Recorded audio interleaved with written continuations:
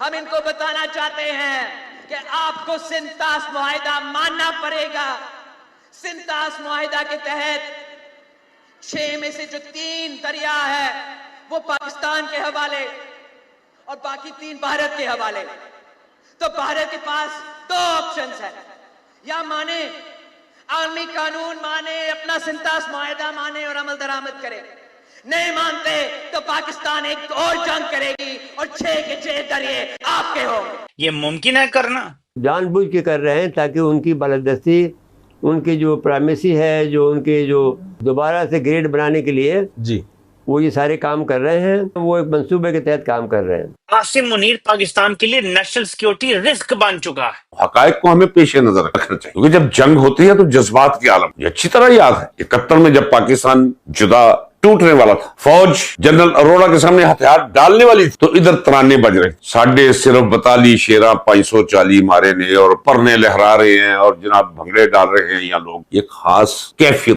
نمسکار دوستوں, آپ سبھی کا سواگت ہے صرف بھارت. تو دوستوں, جب سے بھارت پاکستان کے بیچ میں پہلگام اٹیک کے اوپر آپریشن سندور کیا گیا ہے, تبھی سے بھارت نے سندھو جل سمجھوتے کو رد کرتے ہوئے پاکستان میں جانے والی ندیوں کا پانی ایک دم سے روک دیا ہے. پاکستان میں اس سے کافی ہڑکم مچا ہوا ہے اور پانی کی کمی بھی آ گئی ہے.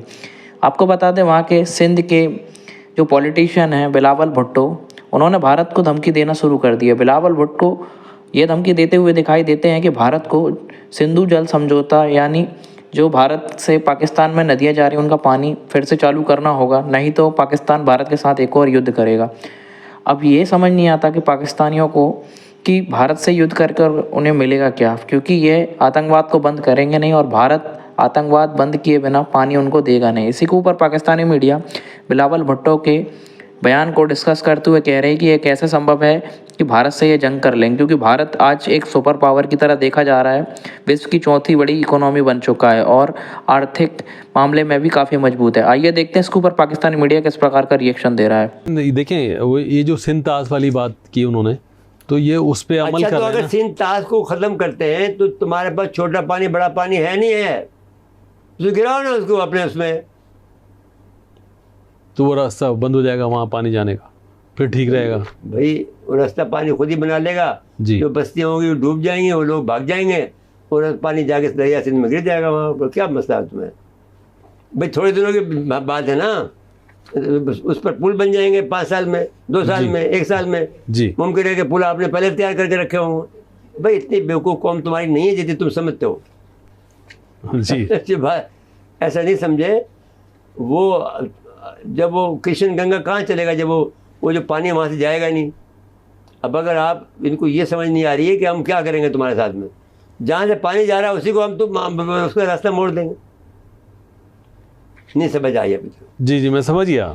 چھوٹا پانی اور کالا پانی کا رخ موڑ دو, تو اب وہ رخ تو انہوں نے موڑ دیں گے, کیا بات ہوگی. وہ گزرے گا یہاں سے کوٹ ابھی بلا جا گر جائے گا. کیا ہوگا, ایک دفعہ پانی ہوگا, پھر دوسری دفعہ ٹھیک ہو جائے گا. جی, وہ دریا تو اپنا راستہ خود بناتا ہے. اب ذرا چلتے ہیں. ایران اسرائیل کا جو اس وقت جنگ چل رہی ہے, کانفلکٹ ہے, جھڑپ ہے, جھڑپ تو نہیں کہہ سکتے, باقاعدہ اب تو ایک قسم کی میزائلوں کی جنگ ہی ہے. زمینی جنگ تو نہیں ہے, لیکن میزائلوں کی اور ایئر کرافٹس کی اور وہ ساری جنگ تو چل رہی ہے. امریکہ جب آپ کو لنچ پہ بلاتا ہے تو ڈیمانڈز رکھتا ہے سامنے, ریکویسٹ نہیں, ڈیمانڈز ہوتی ہیں. ایک پوری ڈیمانڈز کی لسٹ ہوتی ہے سامنے کہ یہ تم نے کرنا ہے.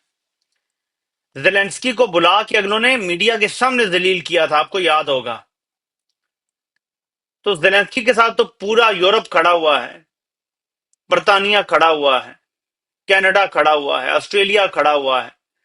اس کو بلا کے ذلیل کر دیا تھا ٹرمپ نے کہ میرا حکم ہے, مانو نہیں تو پھر یہ تمہارے ساتھ ہم کریں گے. اور پھر اس سے معدنیات بھی چھین لی, لٹرلی حکم دے کر 400-500 ارب ڈالر کی معدنیات چھین لی یوکرین سے. ایسا ہی حکم پاکستان کو ملا ہے.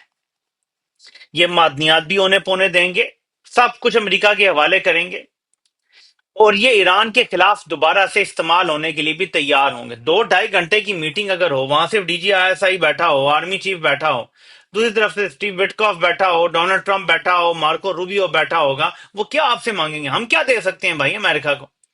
ایسا کیا ہے ہمارے پاس جو امریکہ کے پاس نہیں ہے؟ آپ کیا سمجھتے ہیں کہ یہ کوئی رشین امریکن और फ्रेंच और इटालियन सलाद खिलाने के लिए बुलाया था, तलब किया था। यकीन जानिए मैं किसी कीमत पर भी ये सच बोलूंगा, तलब किया गया था, जो कि दावत नहीं तलबी थी। तलब करके बिठाकर बताया गया कि उनके अज़ाइम क्या है। यकीनन हाँ की होगी कि अच्छा अगर यूं हुआ तो हम यूं करते, खास माहौल होता है ना उस मुलाकात के अंदर। अब हमारे जनरल आसिम मुनीर साहब के साथ पता नहीं ये मुलाकात कोई तूर की मुलाकात थी जो मूसा और खुदा के दरमियान हुई थी। उनके नजदीक शायद ऐसी हो कि खुदाई मिल गई हो, आग लेने गए हो, खुदा मिल गया हो, जबकि मामला इसके बिल्कुल बरक्स है। मैंने जो मिसाल दी मुशर्रफ की, अगर आसिम मुनीर साहब ने हाँ भी कर दी है तो ये 2002 का पाकिस्तान नहीं, ये 2025 का पाकिस्तान है। ईरान के साथ पूरी कौम खड़ी है। अगर ईरान के खिलाफ हिस्सा बनने की कोशिश की गई, जुर्रत और जसारत की गई, तो वो कुछ हो जाएगा जिसका तसव्वुर भी नहीं कोई कर सकता। पहली बात तो ये है कि ईरान एक मुसलमान मुल्क है, ईरान एक इज्जतदार मुल्क है, वहां इज्जतदार कौम बसती है। जरा गौर कीजिए कब से वो जंग में है और सर्वाइव करते चले आ रहे हैं। उनका सर्वाइवल खटक रहा है क्योंकि वो नहीं चाहते कि कोई भी मुसलमानों के अंदर कोई ताकतवर, कोई गैरतमंद, कोई इज्जतमंद मुल्क बाकी बचे। हर जगह तबाही बर्बादी अमेरिका ने मुख्तलिफ हीलो बहानों से फैलाकर ममालिक बर्बाद कर दिए। कि ईरान का किस्सा तमाम होने जा रहा है। ये जंग 2-4 दिन में खत्म नहीं होनी, बल्कि ये तब तक हम जारी रखेंगे जब तक ईरान में मुकम्मल रजीम चेंज नहीं हो जाता। मुकम्मल जो अभी ईरान है वो बदल नहीं जाता, और जो 70 की दहाई में ईरान था वहां वापसी नहीं हो जाती, यानी इनकलाब से पहले पहले। तो इंटेलिजेंस शेयरिंग मांगेंगे। अब आप मुझे बताएं कि मैशत भी नहीं कंट्रोल में, ठीक है, अवाम भी आपसे खुश नहीं, मुल्क का मकबूल तरीन लीडर जेल में है, नफरत रोज बढ़ती जा रही है, कुछ भी नहीं चल रहा, ठीक है, अदलिया मर चुकी है, लोग लाइव देख रहे हैं उसका रोजाना, उसका जनाजा कुल 40वां सब रोज हो रहा है, अदलिया का लाइव देख रहे हैं। अजी आसिम मुनीर जीत गया, बसद एहतराम आसिम मुनीर जीता नहीं।